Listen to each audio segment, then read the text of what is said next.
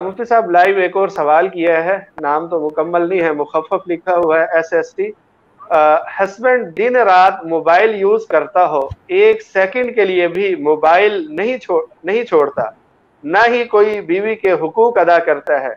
बीवी डिप्रेशन की मरीज हो जाए तो बीवी डिप्रेशन की मरीज हो जाए तो शरीयत क्या कहती है कि ऐसे रिश्ते के बारे में, ऐसे रिलेशनशिप के बारे में? देखो, हमारे लिए हम लोग यतीम नहीं है। हमारे प्यारे नबी मोहम्मद मुस्तफ़ा सल्लल्लाहु अलैहि वसल्लम ने एक एक चीज़ की वजाहत फरमाई है। आज हम लोग दीन से बहुत दूर हो गए, वरना इतना अच्छा निज़ाम, खूबसूरत निज़ाम मर्दों के लिए, ख़वातीन के लिए, किसी को तकलीफ़ का ज़रिया ना बने। आपने इरशाद फरमाया, वली नफ्सी का अलैहि का हक़्क़न, वली ज़ौजी का अलैहि का हक़्क़न, वली औलादी का वगैरह वगैरह।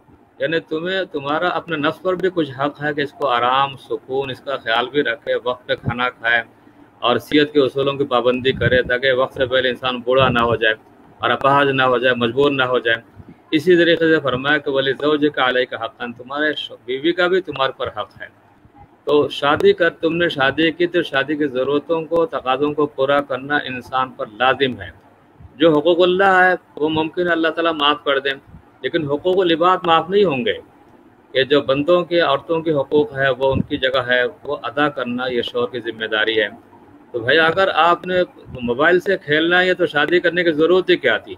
मसनूई बीवी आपको मिल गई। असल बीवी जो आपके इंतज़ार में है, रोज़ाना सुबह शाम आपकी खिदमत कर रही है, खाना पका रही है, वो इंतज़ार में है, उसके वालिदैन ने आपके हवाले किया और आप रियल बीवी होते हुए भी आप मसनूई चीज़ों के अंदर पड़े हुए हैं।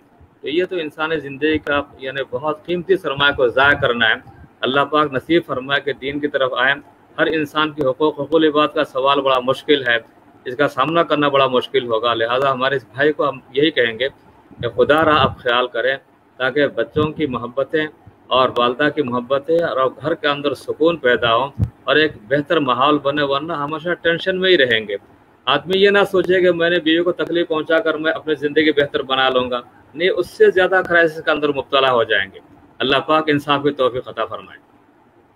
जज़ाकल्लाह। मुफ्ती साहब, इसी सवाल से मुतालिक उन्होंने मजीद सवाल किया है कि ऐसी सूरत हाल में लड़की खुला ले सकती है या नहीं? देखें, अव्वलन तो कोशिश करें कि खुद भी और बड़ों के तवस्सुस से, बुजुर्गान दीन के तवस्सुस से, इसलिए कि निकाह का रिश्ता जो है बड़ा पाकीज़ा रिश्ता है, तो इसको ख़त्म करना शैतान को सबसे ज़्यादा बड़ी खुशी इस पे होती है कि आज हमने एक मोमिन और एक मोमिना के बीच में हमने दरारें पैदा कर दी, रिश्ता हमने ख़त्म कर दिया।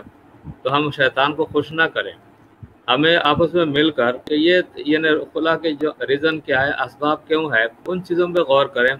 वरना औरत को भी मर्द की ज़रूरत है और मर्द को भी दूसरी औरत की ज़रूरत है, और बीच में बच्चे फंस जाते हैं कि बच्चे जो है वो कहते हैं इन्होंने अपनी लड़ाइयाँ लड़कर हमारी ज़िंदगी को बर्बाद कर दी। ना सिर्फ ये कि 2 ज़िंदगियों का मामला है, बल्कि पीछे कितनी ज़िंदगियों का मामला है।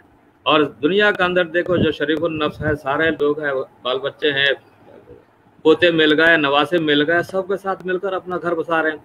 और ये दोनों आपस में इस तरह अगर इनके मिजाज हो के फलाक तक नौबत आ रही है, तो ये तरीक़ाकार दुरुस्त नहीं है। मिलकर कोशिश करें। बीवी को तो सोचना चाहिए अपने मामलात में, शौहर को अपने मामलात में सोचना चाहिए। और अगर खुद इत्तेफाक नहीं कर सकते तो किसी आलिम, फाजिल, मुफ्ती जो किसी की जानिबदारी ना करें, उनके सामने मामलात को ले जाए, तो वो इंशाल्लाह मशवरा देंगे तो मामला यानी दुरुस्त हो जाएगा। इसलिए खुला की तरफ जाना कोई बेहतर कदम नहीं है।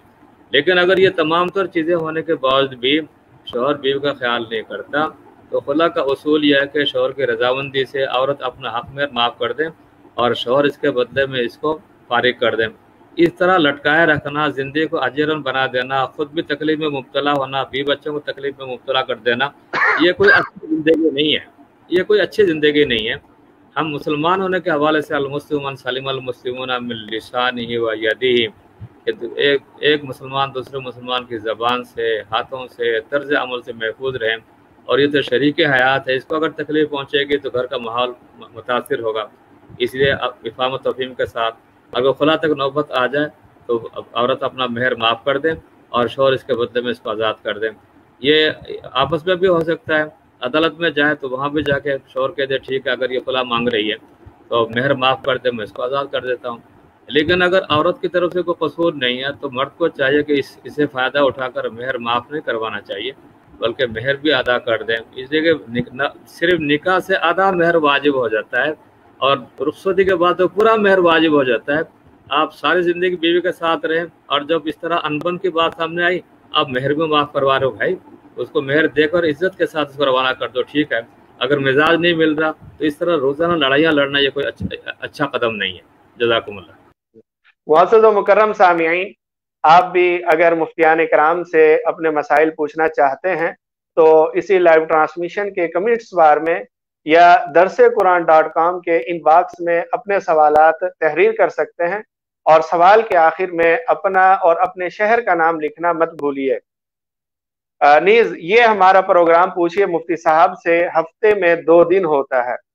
جمعے کو ہمارے ساتھ جامعہ دارالعلوم کراچی سے براہ راست مفتی عبد المنان صاحب ہوتے ہیں جو دارالعلوم کراچی کے نائب مفتی ہیں، اور منگل والے دن ہمارے ساتھ جامعۃ الرشید سے مفتی محمد صاحب ہوتے ہیں جو جامعۃ الرشید کے رئیس دارالافتاء بھی ہیں، اور یہ پروگرام ٹھیک 7:30 بجے شروع ہوتا ہے۔